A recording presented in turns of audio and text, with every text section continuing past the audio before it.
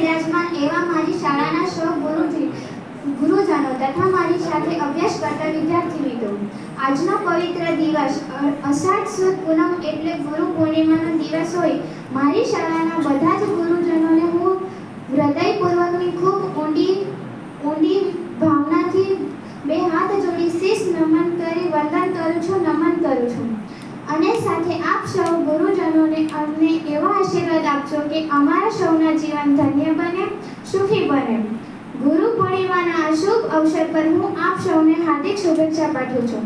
આ એક મહત્વપૂર્ણ તહેવાર છે જે આપણી સંસ્કૃતિ અને પરંપરાઓનો એક અહમ ભાગ છે. ગુરુ પૂર્ણિમા આપણને યાદ અપાવે છે કે ગુરુઓનું આપણા જીવનમાં કેટલું મહત્વ છે. ગુરુ આપણને સાચી દિશા, સાચો માર્ગ બતાવે છે, જે આપણા જીવનમાં ખૂબ જ મહત્વનું છે.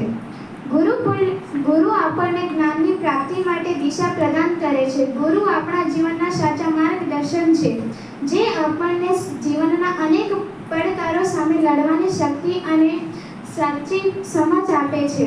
ગુરુ આપણને જ્ઞાન અને સફળતાના માર્ગમાં સતત પ્રેરણા આપે છે તથા આપણા શિક્ષણ અને વિકાસમાં મહત્વપૂર્ણ ભૂમિકા ભજવે છે.